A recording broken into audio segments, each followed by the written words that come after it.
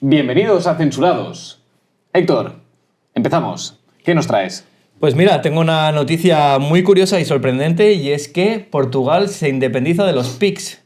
Los PIGS, los países conocidos como los países pobres de Europa, los países del sur, ¿no? Que están compuestos por Italia, por Grecia, Españita y Portugal. Pues ahora parece que Portugal ya no pertenece más a los PIGS, ya que todas las agencias de calificación, las agencias de rating, le han calificado su deuda como de grado de inversión A, que es mejor, bastante mejor que la que tenían antes. En 2021 su deuda pública rozaba el 140% del PIB. Una barbaridad. Ojo, cuidado, una barbaridad. Hace 3 años solo. Hace 3 años.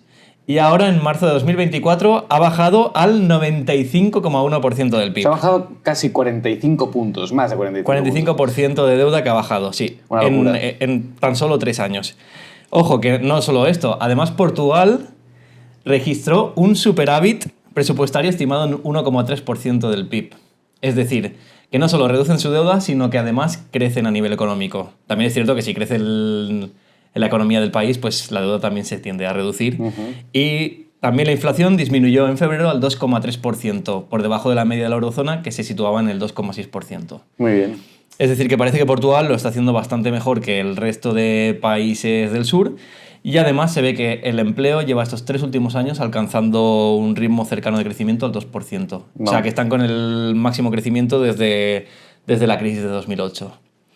Así que parece que Portugal, las medidas que ha tomado estos últimos años de atracción de inversión y esas cosas, pues han funcionado de cara a que el país crezca. También hay mucha gente joven que ha emigrado ahí en algún momento de su vida. Sí. Quizá según escuchaba, no es un país que tuviese un sueldo mínimo como el que hay aquí. El sueldo mínimo es más bajo, diría que rondaba los 600 euros, si mal no recuerdo. Y eso quizá no castigaba tanto la creación de empleo.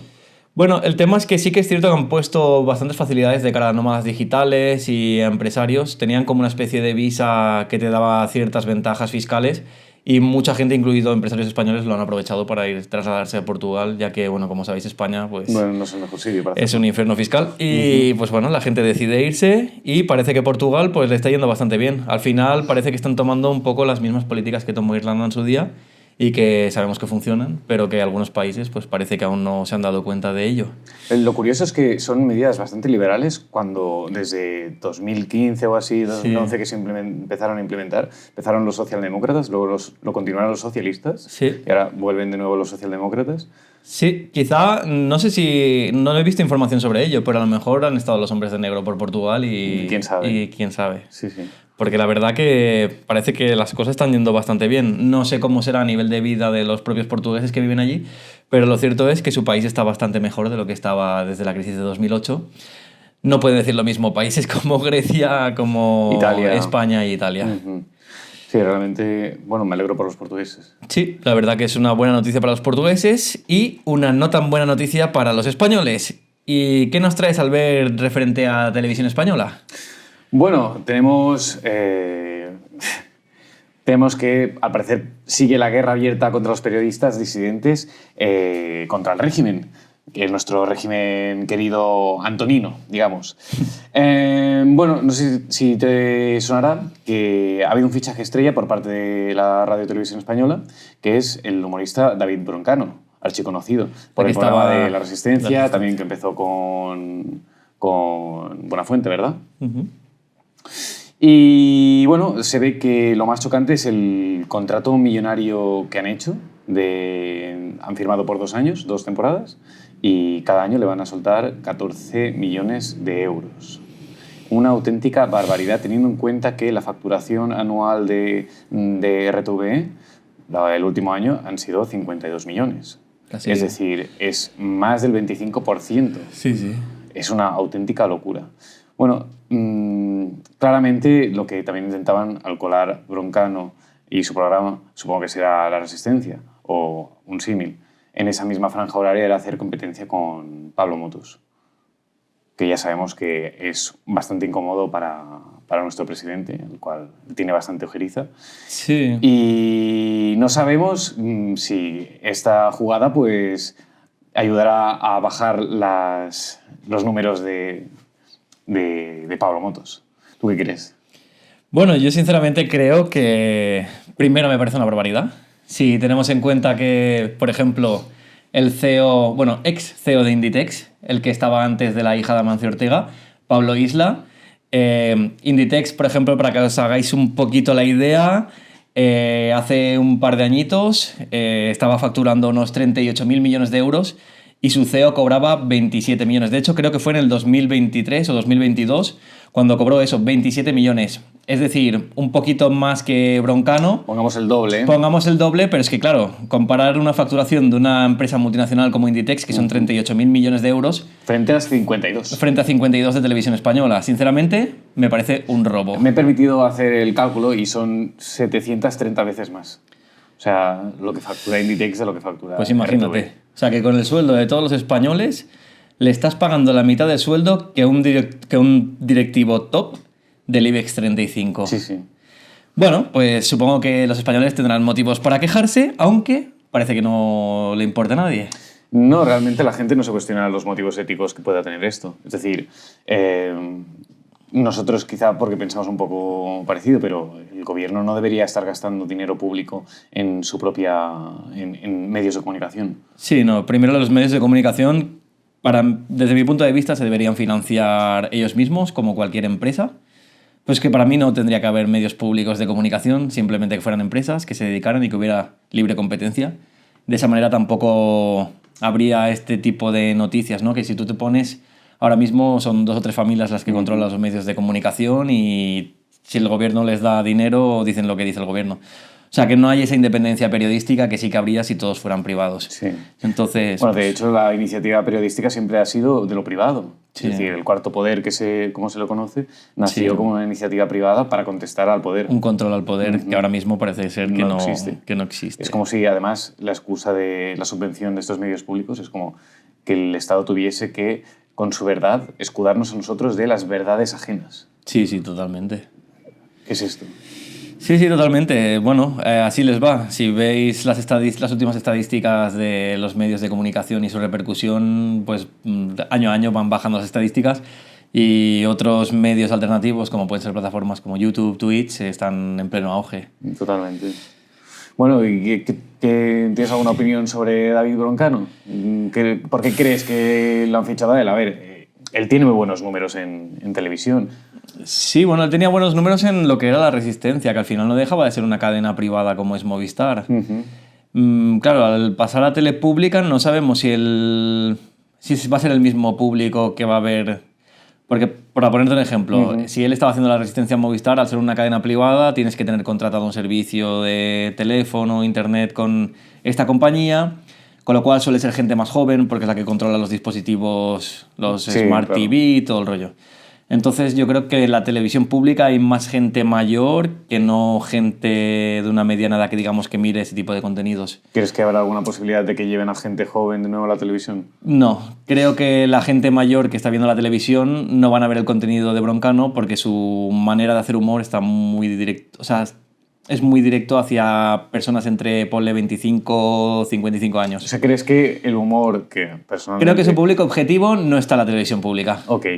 ¿Crees que también influirá en el tipo de humor que ella hace? Quiero decir, Broncano no es una persona que se haya mojado mucho ni No, es ni un sea bien queda. políticamente incorrecto. Es un bien queda, sí. Entonces, ¿crees que incluso se podría llegar a aguar más ese humor? Pues no tengo ni idea.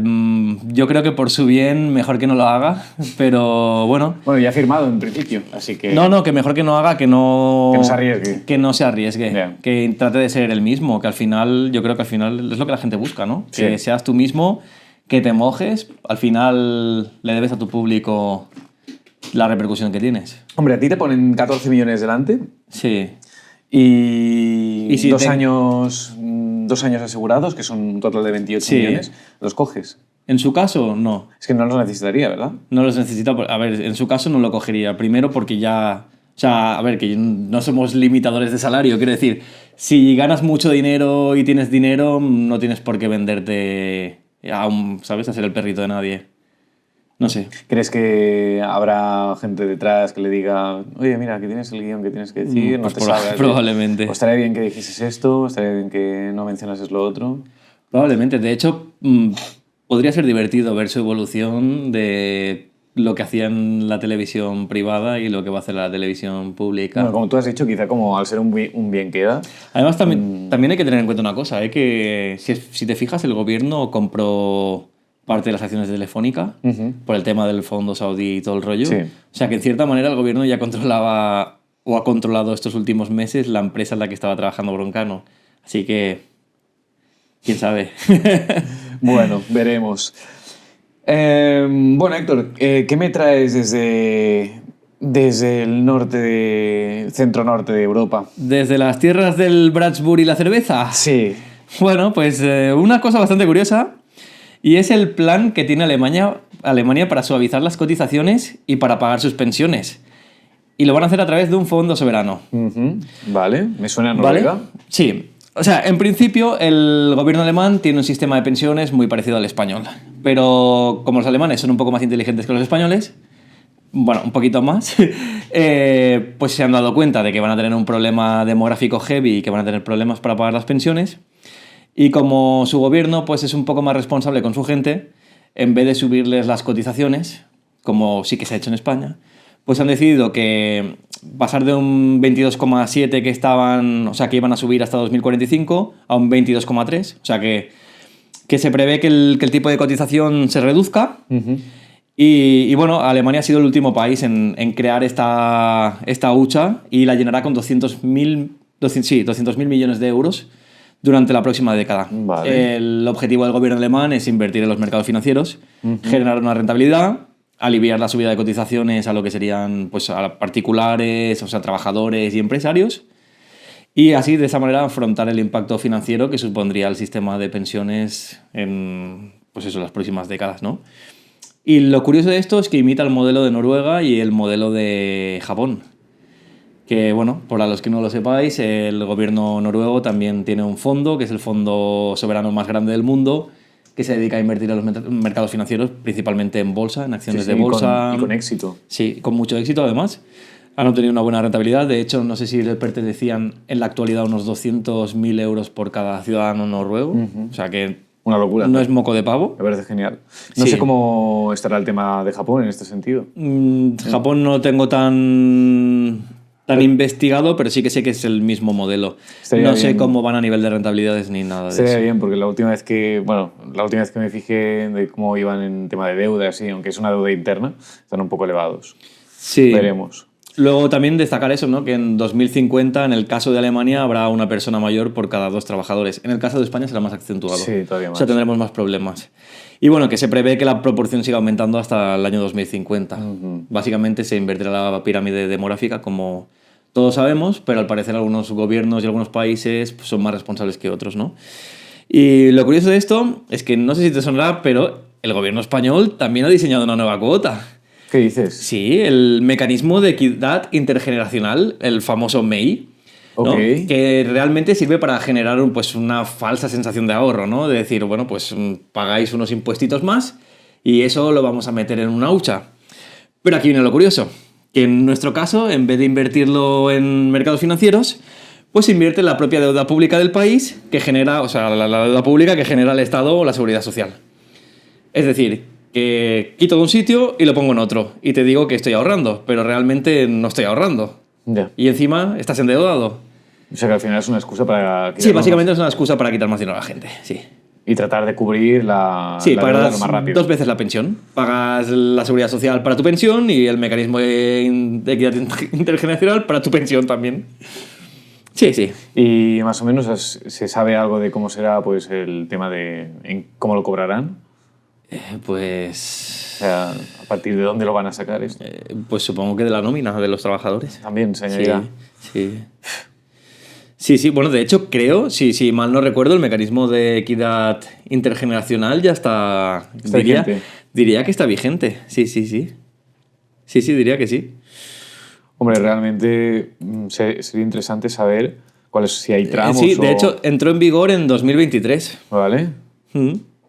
Y ya se aplica a las nóminas. En principio sí, y si no recuerdo mal, diría que una parte la paga la empresa y otra parte la paga el trabajador. Sí. De hecho, será de un 0,70%.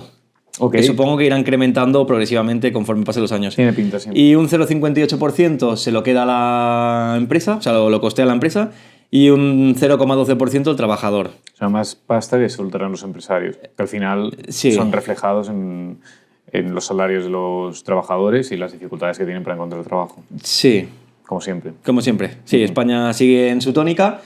Y nada, pues eso, que los que seáis joven y podáis, pues sinceramente lo mejor que podéis hacer es huir.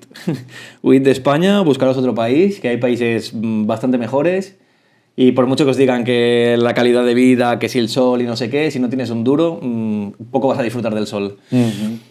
Y nada, Albert, ¿qué me traes tú? Porque creo que ha habido noticias a nivel tecnológico, ¿no? Sí, bueno, vamos a ver.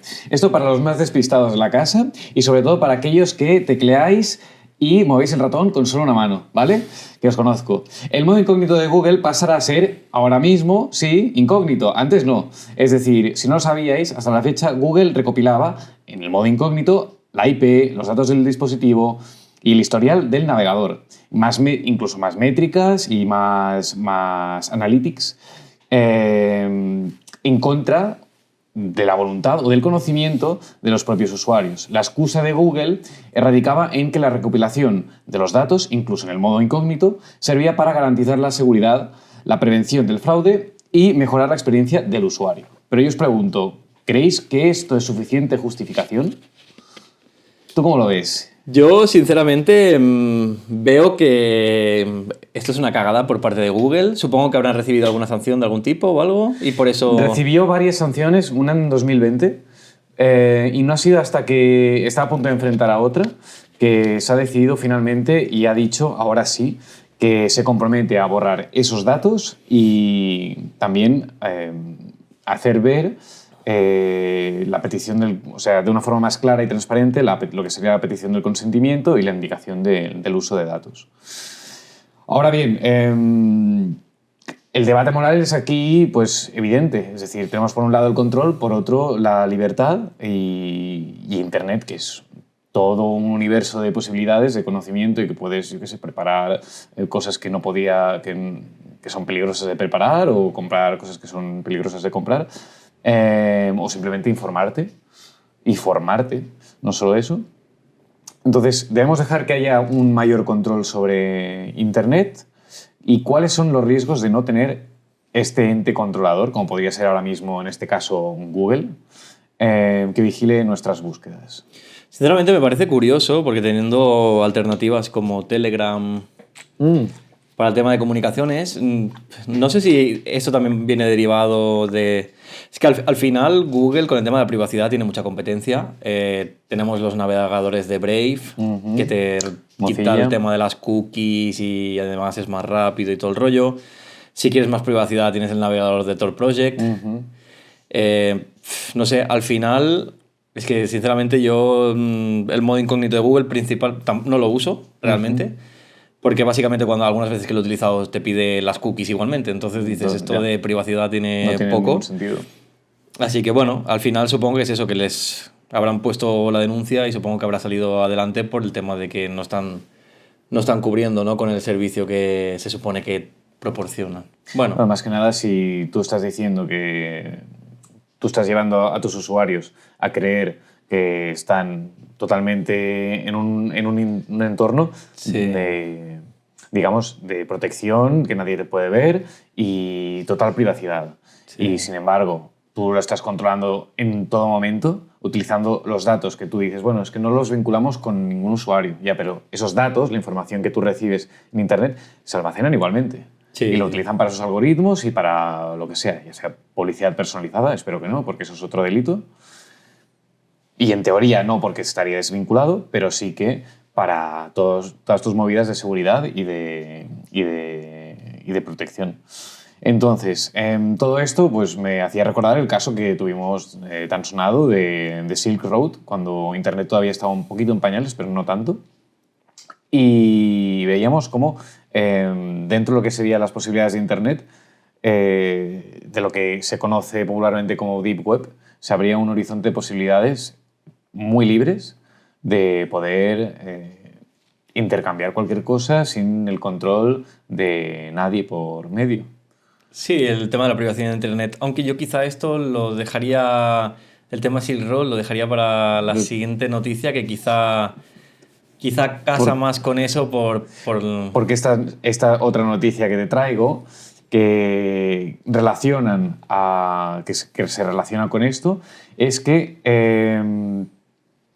uno de los genios famosillos de estos de Internet, como no es el caso de Ross Ulbricht, que volveremos a él, sino que es Sam Bankman-Fried, fundador del exchange de criptomonedas FTX, ha sido condenado a 25 años de prisión por su implicación en un esquema de fraude y conspiración que culminó en el colapso de su empresa y la pérdida de entre 8 y 11 millones de dólares. 11.000 millones. Perdón, sí, 8 y 11 mil millones. Habían pruebas que mostraban que el empresario, además, utilizaba el dinero de estos fondos pues, para sus propias inversiones personales, financiarse una vida de lujo, incluso cabildeo político, es decir, comprar favores. Y al final se le sentenció con 25 años de cárcel. ¿Es excesivo? Vale. ¿O te parece incluso poco? Mira, por la irresponsabilidad que hay. Por una parte, la parte graciosa es que, por ejemplo, Sam Bankman-Fried, lo que él vendía es que llevaba un estilo de vida austero, siempre con un coche cutre, vestido en plan tirado. Luego se ha visto que realmente esto no era así, simplemente era de cara a la prensa. Bueno, pues lo que todos sabemos, ha estafado miles de millones, creó un token que se llamaba FTT, que era el token de la plataforma de FTX, y bueno, fue un timo como una catedral. El resumen, lo de los 25 años, ¿creo que es suficiente? Sí y no. Y me explico. Venga. Sí, porque 25 años es una buena pena de prisión. No, porque tal y como comentábamos, el caso de Silk Road, que para los que no lo sepáis, Silk Road era una plataforma digamos que era el Amazon de la Deep Web. Básicamente, Ross Ulbricht, un chaval americano, sí, un veinteañero. Joven. ¿Estudiaba física? Creo que estudiaba física, algo así, sí. Se le ocurrió hacer un portal, pero en vez de hacerlo en la página a través de Google o lo que fuera, lo creó a través de Tor Project, que al final es un navegador que funciona por capas, es como una especie de cebolla. Bueno, para que os hagáis la idea, la información se distribuye entre diferentes nodos, por así decirlo, diferentes conexiones de ordenadores, para que de esa manera la información no se pueda saber de qué ordenadores viene. He explicado muy cutre, para que todos lo entendáis. Se entiende. La cuestión es que él creó eso y además, como método de pago en su Amazon, pues utilizaba criptomonedas, básicamente Bitcoin en esa época. Y el chico pues tenía un perfil bastante libertario y creía que, pues bueno, que todo el mundo debía poder comerciar con lo que quisiera. Excepto, creo que tenía algunos límites. Creo que con armas tenía no límites. Dejaba. Pero bueno, la cuestión es que su plataforma se convirtió en un Amazon de drogas online en los Estados Unidos. Sí, sí. Hasta el día que lo engancharon y se le cayó el pelo. Y la cuestión es que a este chico le cayeron 2 cadenas perpetuas de toda la vida y 40 añitos. Y 40 añitos más. O sea, 2 vidas enteras en la cárcel y 40 años más. ¿Cómo contabilizas una vida? Sin posibilidad de fianza. Yeah. Supongo que deben coger la esperanza media de vida de los Estados Unidos, pues 2 y 40 años.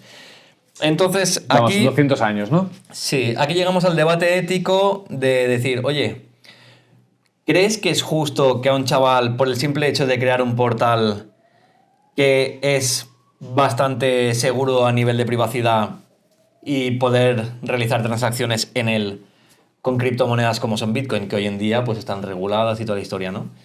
¿Él es culpable de que se vendieran drogas en su web? Llegaríamos al punto de decir sí, porque al final está permitiendo que la gente intercambie drogas, pero él al final no ha sido ni un narcotraficante, simplemente era un desarrollador web. El problema de esto es que todavía no había, creo que no había base legal para decidir que eso era un crimen o no, sino que como Internet estaba en sus pañales, simplemente le tuvieron que coger por algún sitio y achacarle pues estos crímenes, pero él nunca traficó, que yo sepa. Él simplemente abrió el portal web que permitía eso. Quizás sea una comisión, sí. Sí, no, claro, él se lucraba de sea, él se llevaba una parte de las Porque cosas que se él vendían a ofrecía través de ese su servicio. Correcto. Entonces es normal que se base una parte.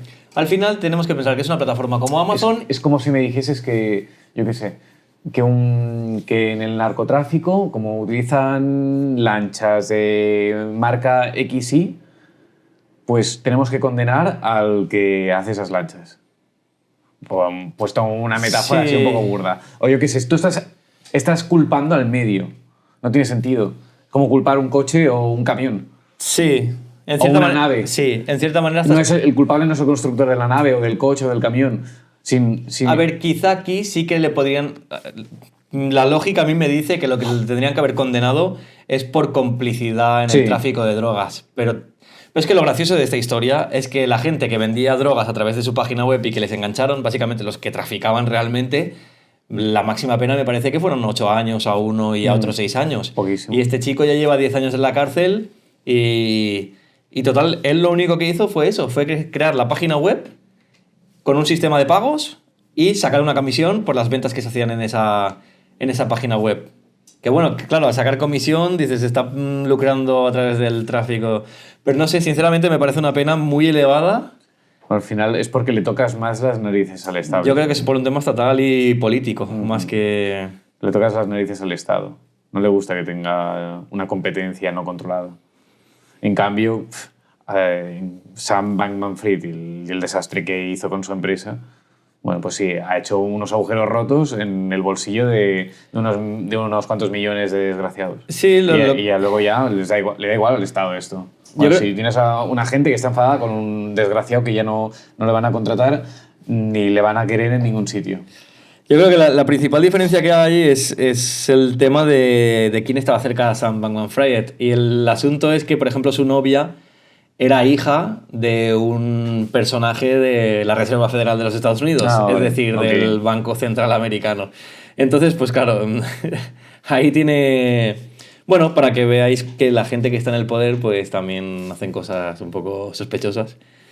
Sí, sí. Y nada, pues... Pues bueno... ¿Alguna cosita más? Yo creo que por hoy es más que suficiente. Pues sí, pues nada, chicos y chicas, ya lo sabéis. Si os ha gustado este podcast, darle a like, suscribiros, activar la campanita de notificaciones. Si conocéis a alguien que le pueda gustar e interesar este tipo de contenido, compartidlo.